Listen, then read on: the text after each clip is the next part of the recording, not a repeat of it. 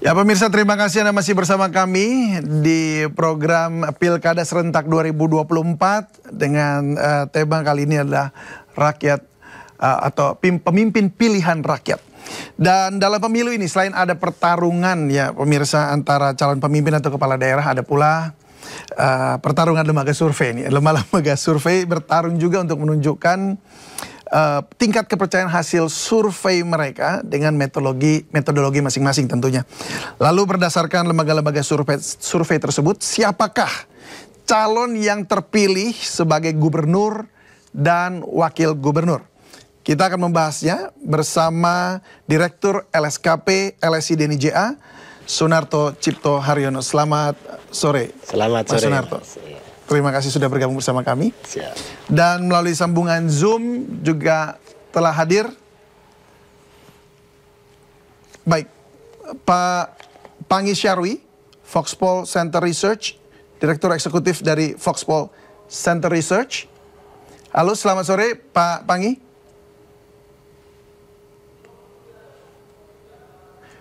Baik, kalau gitu kita masih akan menghubungi Mas Pangi Syarwi ya.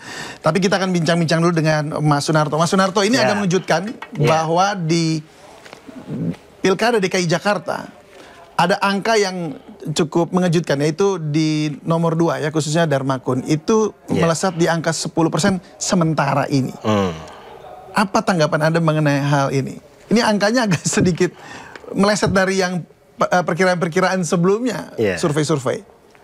Ya, Darmakun itu berarti dia punya segmen tersendiri itu, antara yang tidak suka dengan Pram dan tidak suka sama RK.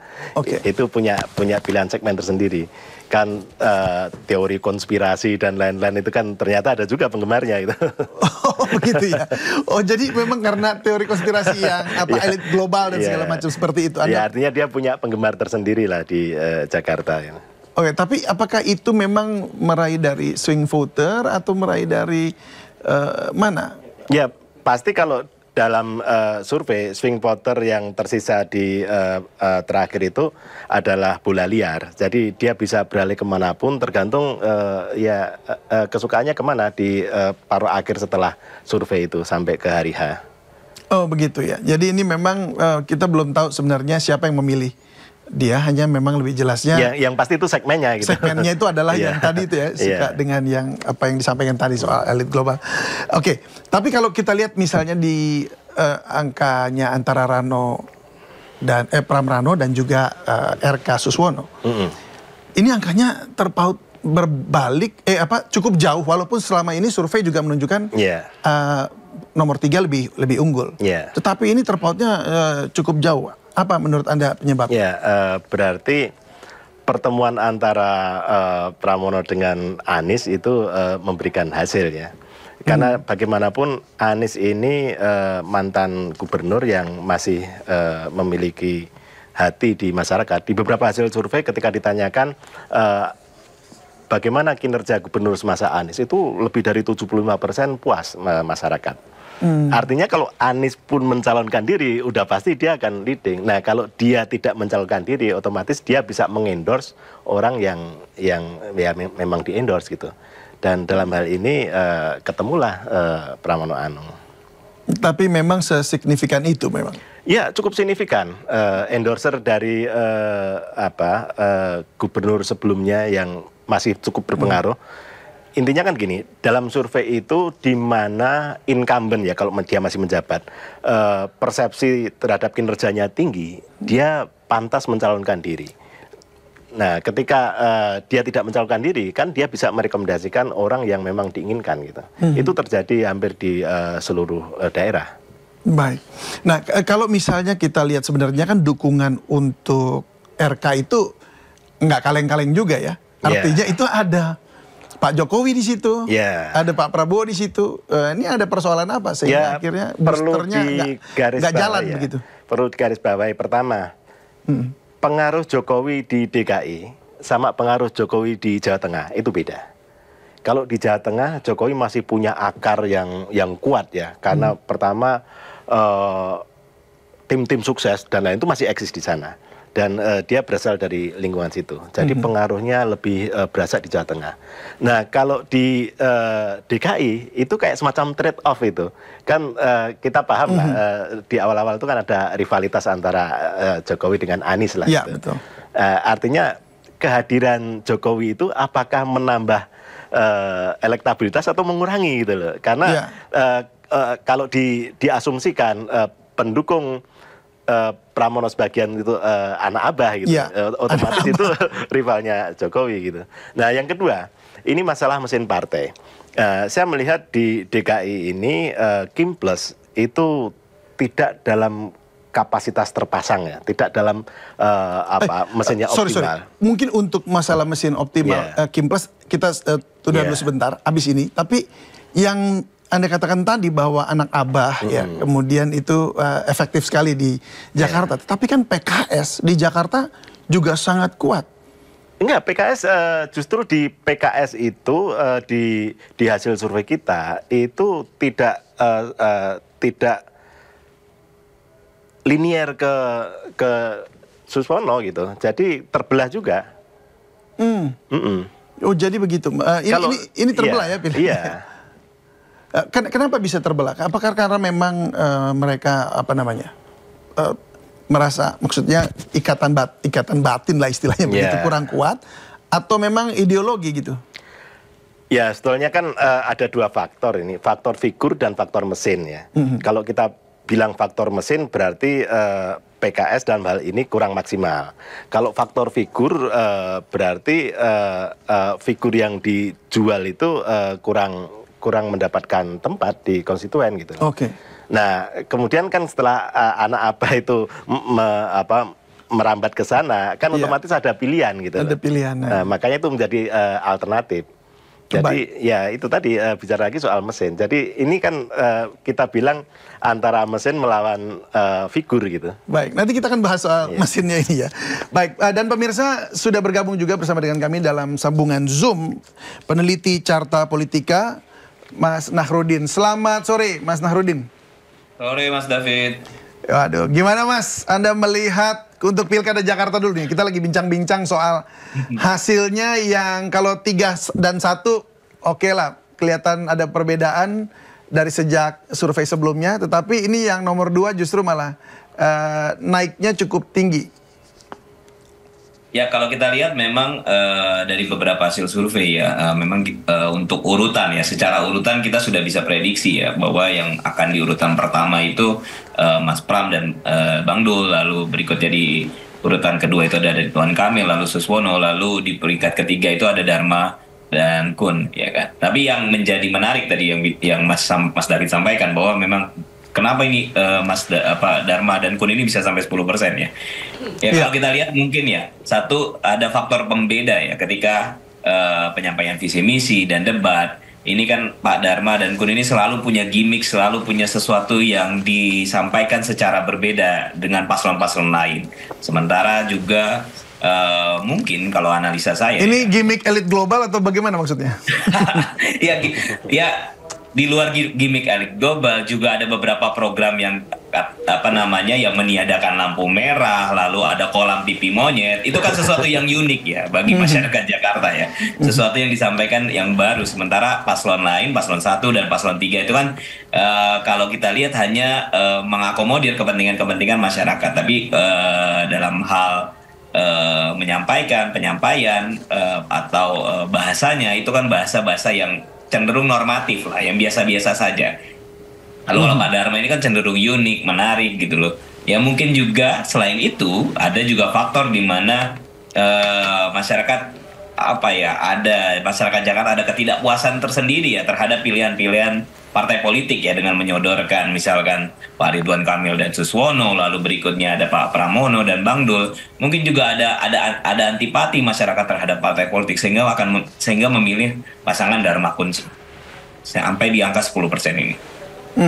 Nah ini juga menarik juga kalau kita lihat bahwa hasil survei, tapi tidak tahu kalau Carta Politika terakhir hasil survei perbedaannya ya antara yang 3 dengan 1 itu seberapa besar? Ya, kita rilis agak di awal ya, di awal Oktober. Tapi kalau mau lihat perbandingan atau mau lihat tren dan segala macam ya, kita memang melihat dari beberapa lembaga survei yang sudah mengeluarkan hasil survei kemarin, memang ada selisih yang cukup dekat ya antara Pak Pram dan Mas Ridwan Kamil Suswono gitu kan. Dimana kalau kita lihat dari indikator terakhir kan itu hanya selisih sekitar 4-6% gitu. Walaupun memang belum sampai menyentuh di angka 50, masih di angka 46 gitu. Lalu beberapa lembaga survei lain seperti Indopol itu di angka-angka 48 gitu kan, 49. Jadi belum sampai di angka 50% gitu. Tapi pada saat ini quick count ini dilihat angkanya di antara 49 sampai 50-an%. Ini Ya. memang apa penyebabnya bisa lompat begitu tinggi? Ya, pertama mungkin ya kalau kita lihat ya ada faktor endorsement ya atau faktor dukungan terhadap pasangan Pramono dan Bang Dul ini di akhir-akhir, di mana ada Pak Anies Baswedan ya selaku mantan Gubernur DKI Jakarta, juga selaku mantan calon presiden, mendongkrak elektabilitas dari pasangan Pramono dan Dul ini. Baik, tapi kira-kira ini akan tembus gak itu 50%? Kalau dilihat data di kita sih, data dari Carta Politika itu sudah di angka 50% ya. Tapi kan karena ini rentannya margin of error ya. Ya, margin of error di angka berapa? Margin of error-nya tuh di angka 1%, Mas. Jadi kalau 1%. misalkan di angka 50% hari ini ya, kita ambil ke bawah, turun itu masih di angka 49%. Masih belum kita bisa lihat atau kita bisa putuskan bahwa ini pilkada ini hanya berlangsung satu putaran gitu loh. Kita masih menunggu angka aman itu di angka 52 atau 53. Kalau sudah mencapai angka itu, mungkin kita bisa simpulkan dengan prasyarat 50% plus 1, kita bisa simpulkan atau kita bisa tentukan bahwa DKI Jakarta ini akan berlangsung satu putaran. Baik, kalau saya ke Mas Sunarto ya. Yes, Ini yes. Mas Sunarto, kalau dari Anda sendiri LSKP, LSI dan IJA, angka yang didapat hasil survei terakhir untuk raihan baik nomor 1 maupun nomor 3 di angka berapa? Kita sih survei terakhir selisih antara Pramono dengan RK itu kurang lebih 2%. Artinya itu dalam batas margin of error. Dan margin of error-nya berapa? Di survei itu kita pakai margin of error 3,5%. Oh oke, jadi masih Ya, di angka itu, masih jadi di angka itu. selisihnya tipis. Tapi ini kelihatannya memang malah jadi, jauh sekali ya? Iya, Cukup jadi jauh. memang surprise juga gitu. Iya. Terjadi lompatan yang cukup mengesankan gitu. Apakah memang lompatan itu terjadi belakangan ini atau sudah sejak awal, artinya akhir-akhir Oktober begitu? Oh ya, pasti belakangan ini kan, kalau kita lihat kan tren Pramono itu kan sejak awal kan tidak terlalu tinggi. Nah, begitu tahap demi tahap itu trennya naik. Nah, di beberapa kali kecenderungan kalau tren itu udah naik itu agak susah untuk di stop gitu. Biasanya begitu. Nah, pasti pengaruhnya adalah migrasi-migrasi terakhir di swing voter itu pasca survei terakhir. Oke, pasca survei terakhir baru bisa dilihat berapa besarnya. Tetapi ini memang agak cukup jauh. Kalau kita lihat angkanya saja ya, sejauh ini tuh perbedaannya bisa hampir 10%. Iya. Hampir 10% ya. Ini sangat besar sekali. Ya, memang mengesankan. Ini tidak hanya terjadi di DKI, di Banten lebih-lebih lagi itu. Di Banten juga? Iya, di Banten itu di beberapa lembaga survei itu Airin unggul telak di awal-awal. Bahkan keunggulannya itu hampir mencapai 60% gitu. Iya. Tetapi di quick count ini kita membuktikan bahwa suaranya berbalik. Nah, berarti ada something di situ gitu. Menurut Anda ada apa itu? Ya, kalau menurut saya Kim Plus itu all out di sana. Bahkan saya duga ya ini DKI ini tidak terlalu diutamakan gitu. Kemudian digerakkan untuk all out di Banten gitu. Oh begitu, kok bisa? Bukannya ini menentukan sekali loh, ini pusat DKI Jakarta ini. Iya, tapi kan itu kan keputusan partai. Artinya kan koalisi ini kan saya bilang tidak sepenuhnya solid lah gitu. Oke. Ada beberapa yang berjuang habis-habisan. Bahkan saya dengar isu-isu ada yang mematikan mesin gitu. Artinya kan udahlah gitu. Oh mesin, Oh iya. di DKI ini? Iya. Oke, tadi Anda sempat menyebut hal ini ya. Iya. Bahwa mesin partainya ini tidak jalan. Iya. Berarti ada yang mematikan mesin di tengah jalan gitu Iya. maksudnya ya. siapa? Ya, ya ada lah, kita lihat kecenderungannya di situ ada. Tapi kalau di hasil survei memang itu terlihat di mana partai yang inline dengan koalisi, artinya inline dengan kandidat yang didukung oleh koalisi, sama partai yang terjadi split ticket voting. Jadi kandidatnya itu ini, tapi dia memilih yang di seberang gitu. Apakah ini memang kesepakatan awal atau perubahan terakhir itu? Oh bukan, itu perubahan di tengah jalan. Perubahan tengah jalan. Perubahan di tengah jalan. Menurut Anda karena lobbynya bagaimana? Maksudnya ada yang kurang puas dengan tawaran atau? Ya pasti politik itu kan dinamis. Ya artinya bukan harga mati lah, di tengah jalan bisa mandek, bisa berbelok, itu hal yang biasa itu. Oke, baik. Baik, dan pemirsa sudah hadir pula bersama dengan kami di studio Mas Asriawan, peneliti Foxpol Center Research and Consulting. Selamat datang Mas Asriawan, terima kasih sudah hadir. Iya. Ya. Mas, gimana Mas tanggapan Anda mengenai tadi disampaikan, ini ada mesin partai yang dimatiin di tengah jalan sudah mendekati mau pencoblosan sehingga mengakibatkan merosotnya angka suara atau raihan suara dari RK. Iya, terima kasih Bang. Dan memang tadi sempat dikatakan bahwa ada kemudian yang perlu diwaspadai di beberapa survei kami juga adalah swing voters, kemudian independent. Kemudian kalau kita lihat sorry, yang kedua apa? Swing voter dan? Swing voters dan yang belum menentukan pilihan. Okay. Ya, undecided. Nah, kemudian belum lagi ke split ticket voting ini. Jadi memang pada saat di situasi terakhir, termasuk mungkin setelah kampanye, itu kita tidak tahu apa sebetulnya yang terjadi. Jadi bisa jadi tadi mungkin mesin-mesin partai tadi ini, ya seperti yang dikatakan bahwa yang dikhawatirkan juga adanya partai-partai ini yang mendukung misalnya ke Ridho, nah itu berpindah ke misalnya ke Bang Pramono ataupun ke 02 maksudnya gitu ya. Jadi memang dan bukan hanya di Jakarta, kalau kita lihat bukan hanya di Jakarta, termasuk mungkin di Depok juga hal yang mengejutkan mungkin bahwa di Foxpol itu di terakhir itu sebetulnya mungkin sebulan sebelum adanya pilkada ini di tanggal 27 ini itu masih unggul Imam Ririn gitu ya. Tetapi pada saat di hari H itu ternyata ada kemudian yang ya bisa jadi faktor misalnya mobilisasi, kemudian debat ataupun mungkin kalau kita lihat endorsement gitu ya. Jadi ya faktor-faktor itu yang mungkin yang tidak bisa kita kontrol pada saat di hari H, dan itu yang terjadi sekarang gitu.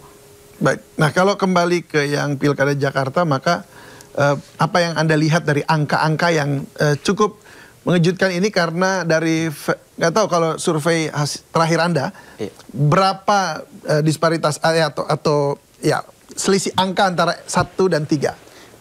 Ya kebetulan memang Foxpol belum pernah mensurvei di Jakarta, tetapi kalau melihat dari beberapa lembaga survei memang ya apalagi di last minute ini ada kemudian tren bahwa suara Prabowo itu semakin naik dan suara Ridwan Kamil ini semakin turun. Jadi memang kalau dilihat dari lembaga survei itu paling mungkin 2-3% itu selisih di beberapa lembaga hasil survei yang sebelumnya gitu. Nah, kalau Anda lihat, tapi kenapa dalam last minute itu apa sih, ada apa gitu? Karena gini, memang biasa ya kadang kita suka dengar tahu-tahu ada yang berpindah haluan gitu. Tetapi kan ini tuh bicara soal koalisi yang cukup solid sebenarnya. Itu kimplas gitu. Kenapa tahu-tahu bisa beralih gitu tuh? Hitung-hitungan di atas kertas menang. Iya, itu di atas gitu. kertas. Iya kan? Prakteknya beda. Prakteknya lain ya. Gimana Mas Asriawan? Ya, hampir sama mungkin yang apa yang dikatakan Bapak bahwa di last minute ini kemudian ada peralihan vote dari masyarakat Jakarta yang memang mungkin tadi bisa jadi ya kalau kita lihat di beberapa daerah mungkin termasuk mungkin Jakarta misalnya ada kalau kita bicara finishing touch ini ya. Iya. Ya misalnya kalau di beberapa daerah berdasarkan survei-survei kita itu memang cenderung Baik. black campaign ataupun money politics ini Ya, yang cukup besar persentasenya. Baik, kita akan lanjut lagi bincang-bincang, tapi kita akan simak dulu pernyataan dari calon gubernur dan wakil gubernur Jakarta nomor urut 1, Ridwan Kamil Suswono, menanggapi hasil sementara versi hitung cepat. Ya, rekan-rekan media, alhamdulillah proses Pilkada Jakarta sudah kita lalui ya dengan luar biasa, seru, menegangkan ya. Saya kira itulah keindahan demokrasi yang kita jadikan sebuah cara kita memilih pemimpin, cara kita berbangsa bernegara. Nah, menanggapi hasil hitung cepat ya, quick count, kami mengamati mayoritas belum ada yang tembus satu putaran atau 50% ya. Semua ada di margin error ya. Oleh karena itu yang pertama saya mengaturkan terima kasih tentunya kepada surveyor-surveyor yang secara resmi sudah membantu masyarakat mengetahui dalam waktu cepat hasil dari pemilu khususnya di Jakarta. Saya mengaturkan terima kasih pada warga Jakarta yang sudah berpartisipasi ya dalam Pilgub Jakarta ini, khususnya kepada warga-warga Jakarta yang menitipkan cita-cita semangatnya dengan memilih kami di TPS di tadi pagi. Kami juga menunggu tentunya selain tadi hasil hitung cepat, menunggu keputusan dari KPU untuk mengkonfirmasi ya apakah sama atau tidak atau bagaimana. Tentu itu menjadi hal yang final dan formal dari KPUD Jakarta. Yang saya yakini bahwa perhitungannya akan apa adanya. Ya, demikian tadi pernyataan dari Ridwan Kamil. Saya ingin ke Mas Nahrudin. Mas Nahrudin, apa tanggapan Anda mengenai apa yang disampaikan tadi oleh Ridwan Kamil? Ya, kalau kita lihat ya apa yang disampaikan Pak Ridwan Kamil ya kurang lebihnya sama dengan saya yang sampaikan tadi. Memang kalau lihat hasil quick count hari ini per jam ini Pak Pramono Rano itu unggul lah ya, tapi masih dalam selisih margin of error. Jadi belum bisa ditentukan kira-kira apakah ini akan berlangsung satu putaran, apakah ini akan berlangsung 2 putaran. Tetap pada akhirnya harus menunggu hasil resmi dari KPU gitu.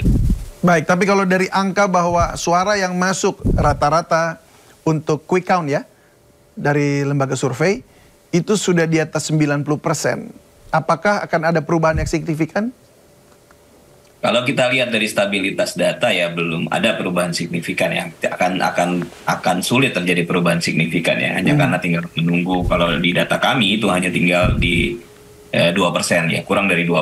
Jadi kurang lebih tetap angkanya di rentan antara 49 sampai 50 gitu. Jadi hampir-hampir ya artinya kalau versi Anda hampir-hampir bisa dipastikan ini akan 2 putaran begitu ya?